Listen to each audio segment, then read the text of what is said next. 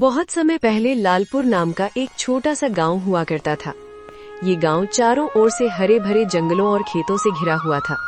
गांव के लोग मेहनती थे और अपनी छोटी छोटी कमाई से खुशहाल जीवन जीने की कोशिश करते थे। इसी गांव में अर्जुन नाम का एक गरीब फल बेचने वाला रहता था। अर्जुन के पास ना तो कोई बड़ा खेत था और ना ही कोई बड़ा व्यापार। वो रोज सुबह जंगल के किनारे वाले बागों में जाता, वहाँ से आमले तोड़ता और गांव तथा बाजार में बेचकर अपने परिवार का गुजारा करता था। अर्जुन के परिवार में उसकी पत्नी गौरी और उसकी बूढ़ी माँ सावित्री रहती थीं। अर्जुन बहुत ही मेहनती और ईमानदार इंसान था। वो हमेशा सोचता था कि मेहनत से ही जीवन सुधर सकता है, लेकिन किस्मत हमेशा उसका साथ नहीं देती थी। कई बार ऐसा होता कि वो सुबह से शाम तक गांव की गलियों में घूमता रहता, लेकिन उसके आमले बहुत कम बिकते। उस दिन भी कुछ ऐसा ही हुआ। सुबह सुबह अर्जुन अपनी टोकरी में ताजे आमले लेकर गांव की गली में आवाज लगा रहा था, आंवले ले लो, ताजे और रसीले आंवले। तभी एक आदमी वहां आकर रुका। उसने आमलों को ध्यान से देखा और पूछा, अरे भाई, ये आंवले कितने रुपए किलो हैं? अर्जुन ने मुस्कुराकर जवाब दिया, भैया 60 रुपये किलो हैं। आदमी ने तुरंत मुंह बना लिया। क्या बात कर रहे हो, इतने महंगे?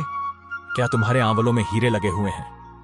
अर्जुन शांत स्वर में बोला, भाई साहब, ये अभी अभी बाग से तोड़कर लाया हूँ, बिल्कुल ताजे हैं। ऊपर से इस मौसम में आंवलों के दाम भी बढ़ गए हैं। लेकिन आदमी ने हंसते हुए कहा, अगर 25 रुपए किलो दोगे तो दो, नहीं तो मैं कहीं और से खरीद लूंगा। अर्जुन बोला, भैया इतने कम में तो मेरा खर्चा भी नहीं निकलेगा।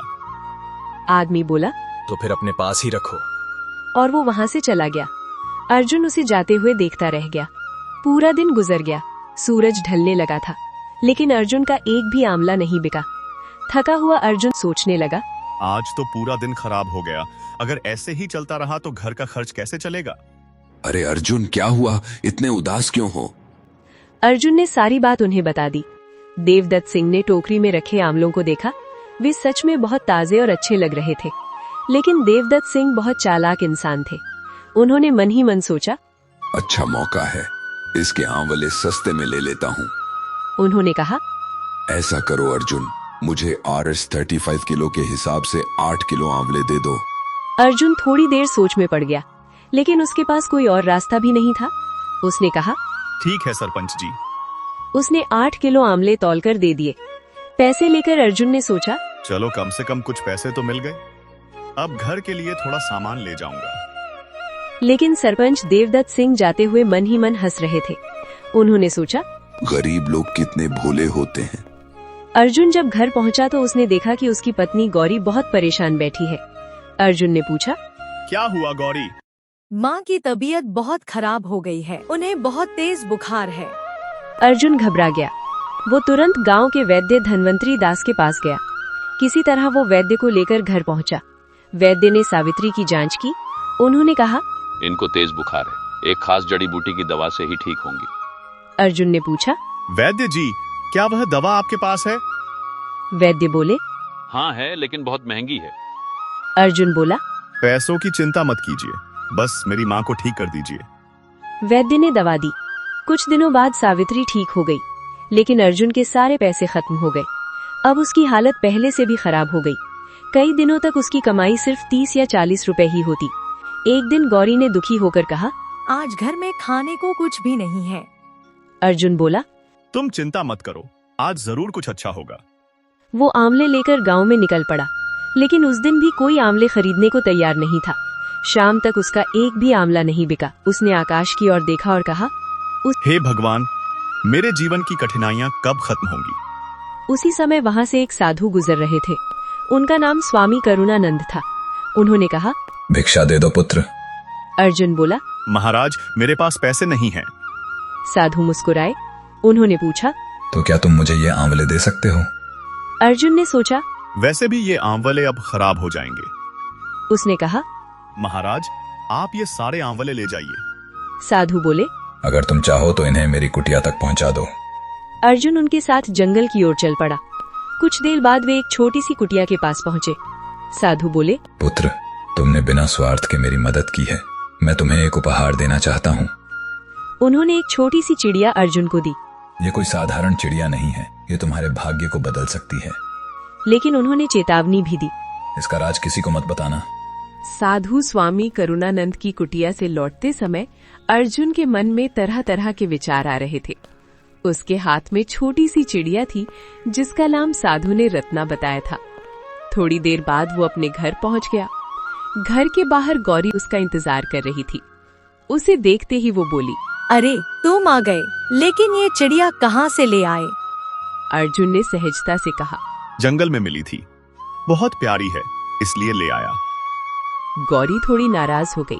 हम खुद मुश्किल से खाना खाते हैं और तुम एक चिड़िया भी ले आए। अर्जुन ने हंसते हुए कहा, अरे ये छोटी सी चिड़िया है, कितना ही खा लेगी। दोनों बात कर ही रहे थे कि अचानक दरवाजे पर आवाज आई। अरे अर्जुन भाई, घर पर हो?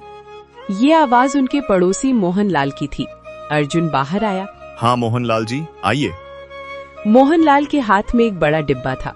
उन्होंने कहा, आज मेरे बेटे का जन्मदिन था, बहुत सारा खाना बच गया, सोचा गांव में बांट दूं। उन्होंने डिब्बा अर्जुन को दे दिया। ये लो। अर्जुन और गौरी दोनों हैरान रह गए। गौरी बोली, इतना सारा खाना? मोहनलाल मुस्कुराए। अरे इसमें धन्यवाद की क्या बात है, खाना खराब हो जाता तो बेकार जाता। वो इतना कहकर चले गए। अर्जुन ने गौरी की तरफ देखा और मुस्कुराकर बोला, देखा गौरी, भगवान ने हमारी सुन ली। उस रात कई दिनों बाद उनके घर में भरपेट खाना बना। अर्जुन, गौरी और सावित्री तीनों बहुत खुश थे। कोने में बैठी रत्ना चिड़िया भी चुपचाप ये सब देख रही थी। अगले दिन सुबह अर्जुन फिर आंवले लेकर बाजार गया। उसने हमेशा की तरह आवाज लगाई, आंवले ले लो, ताजे और रसीले आंवले। तभी एक अमीर दिखने वाला आदमी वहां आया। उसने आंवलों को देखा और बोला, भाई कितने रुपए किलो? अर्जुन बोला, भैया 60 रुपये किलो हैं। आदमी ने बिना मोलभाव किए कहा, मुझे 5 किलो दे दो। अर्जुन को विश्वास ही नहीं हुआ। उसने जल्दी से आंवले तौल दिए। फिर थोड़ी ही देर में दूसरे ग्राहक भी आने लगे। देखते ही देखते अर्जुन की पूरी टोकरी खाली हो गई। अर्जुन बहुत खुश था। उसने सोचा, आज तो भगवान ने सच में मेरी सुन ली। वो बाजार से लौटते समय अपने घर के लिए कुछ अच्छे कपड़े और मिठाई भी ले आया। जब वो घर पहुंचा तो गौरी हैरान रह गई। अरे यह सब क्या है? अर्जुन मुस्कुराया। आज मेरी कमाई बहुत अच्छी हुई है। सावित्री भी खुश हो गई। उस दिन पूरे घर में खुशी का माहौल था। अब रोज अर्जुन के आंवले जल्दी बिकने लगे। जहां पहले लोग उसे मोलभाव करते थे, अब बिना मोलभाव किए खरीद लेते थे। धीरे धीरे उसकी कमाई बढ़ने लगी। कुछ ही महीनों में उसकी हालत काफी सुधर गई। एक दिन अचानक दरवाजे पर दस्तक हुई। अर्जुन ने दरवाजा खोला। सामने रमेश खड़ा था। रमेश अर्जुन का पुराना दोस्त था। उसने कहा, अर्जुन भाई, ये लो तुम्हारे पैसे। अर्जुन ने आश्चर्य से पूछा, कौन से पैसे? रमेश बोला, 6 महीने पहले तुमने मुझे उधार दिए थे। अर्जुन मुस्कुराया। अरे उसकी क्या जरूरत थी? रमेश बोला, नहीं भाई, तुम्हारी वजह से ही मेरा बुरा समय कट गया। वो पैसे देकर चला गया। गौरी ये सब देख रही थी। वो बोली, मुझे लगता है जब से यह रत्ना चिड़िया हमारे घर आई है, तभी से हमारे भाग्य बदल गए हैं। अर्जुन तुरंत बोला, नहीं गौरी, ऐसा मत सोचो, यह सब भगवान की कृपा है। लेकिन रत्ना चिड़िया को देखकर गौरी के मन में बार बार यही विचार आता। दूसरी तरफ गांव के 2 फल व्यापारी जगदीश और हरीश अर्जुन से बहुत जलने लगे थे। एक दिन वे दोनों बाजार में बातें कर रहे थे। जगदीश बोला, देख रहे हो हरीश, अर्जुन के सारे आंवले चुटकियों में बिक जाते हैं। हरीश बोला, और हम लोग सुबह से बैठे रहते हैं, लेकिन हमारा एक भी फल नहीं बिकता। जरूर इसमें कोई राज है। चलो सरपंच देवदत्त सिंह के पास चलते हैं। दोनों सरपंच के घर पहुँचे। उन्होंने झूठी शिकायत की। सरपंच जी, अर्जुन दूसरों के बागों से आंवले चोरी करके बेचता है। सरपंच पहले से ही चालाक इंसान थे। उन्होंने कहा, अगर यह सच है तो मैं उसे सजा जरूर दूंगा। लेकिन असल में सरपंच के मन में कुछ और ही चल रहा था। उन्हें भी अर्जुन की बढ़ती तरक्की पर शक हो गया था। उन्होंने सोचा, मुझे पता लगाना होगा कि आखिर इसका राज क्या है। उस रात सरपंच चुपके से अर्जुन के घर के पास पहुंचे।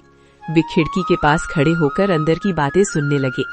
अंदर गौरी अर्जुन से कह रही थी, मुझे सच बताओ, आखिर हमारी किस्मत इतनी जल्दी कैसे बदल गई?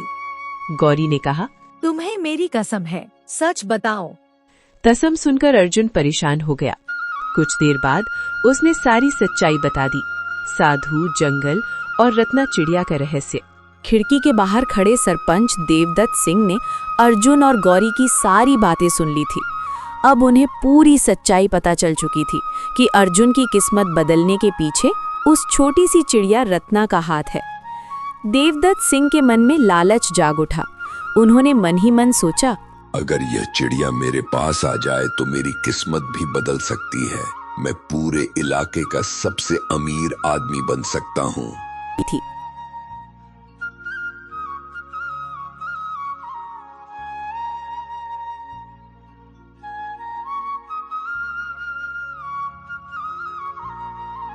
अगली सुबह सरपंच देवदत्त सिंह गांव के चौक पर पहुंचे। वहां पहले से ही जगदीश और हरीश खड़े थे। सरपंच ने ऊंची आवाज में कहा, गांव वालों, आज मुझे एक बहुत बड़ी बात का पता चला है। सरपंच बोले, हमारे गांव का अर्जुन दूसरों के बागों से आंवले चोरी करके बेचता है। ये सुनकर गांव वाले हैरान रह गए। उसी समय अर्जुन भी वहां पहुंच गया। उसने पूछा, सरपंच जी, आप क्या कह रहे हैं? मैंने कभी चोरी नहीं की। लेकिन जगदीश तुरंत बोला, हमने अपनी आंखों से देखा है। हरीश भी बोला, हाँ, ये कई दिनों से ऐसा ही कर रहा है। अर्जुन ने समझाने की कोशिश की, नहीं, यह झूठ है। लेकिन सरपंच ने कठोर आवाज में कहा, अगर तुम निर्दोष हो तो तुम्हें कोई डर नहीं होना चाहिए। फिर उन्होंने कहा, तुम्हारी सजा यह है कि तुम्हें पंचायत को 500 सोने के सिक्के देने होंगे। अर्जुन हैरान रह गया। सरपंच जी, मेरे पास इतने पैसे कहाँ से आएंगे? सरपंच ने चालाकी से कहा, अगर पैसे नहीं दे सकते तो तुम्हें अपनी वह चिड़िया हमें देनी होगी। अर्जुन समझ गया कि सरपंच की नजर रत्ना पर है। वो बोला, नहीं, वह मेरी चिड़िया है।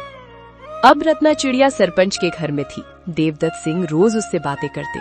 एक दिन उन्होंने कहा, अब से तुम मेरे साथ रहोगी, मैं तुम्हारा मालिक हूँ। उसी समय एक व्यापारी सेठ माधव दास उनके घर आया।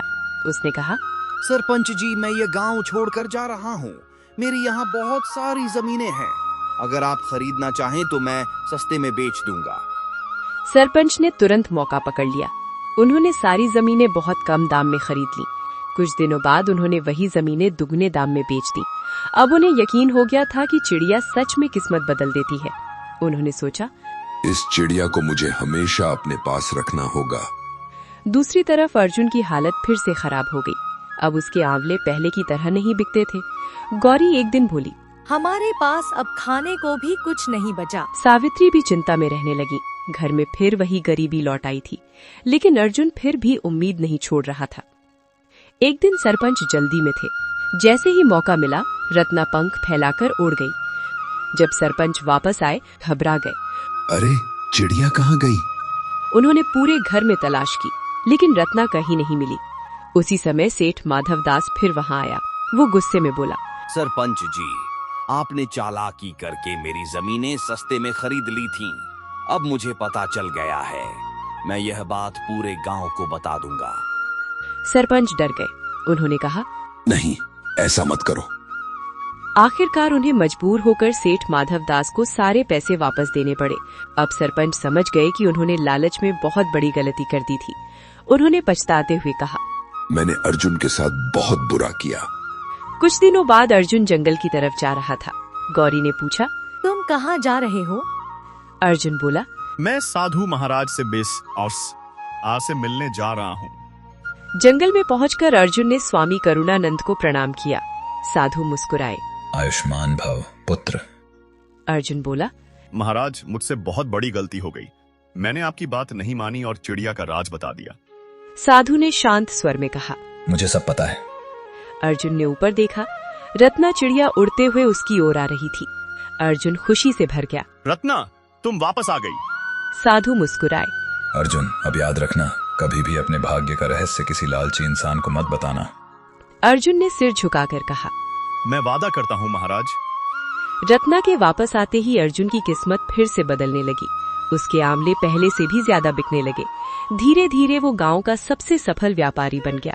लेकिन अब वो पहले जैसा ही सरल और दयालु इंसान बना रहा। वो गरीबों की मदद करता और हमेशा भगवान का धन्यवाद करता।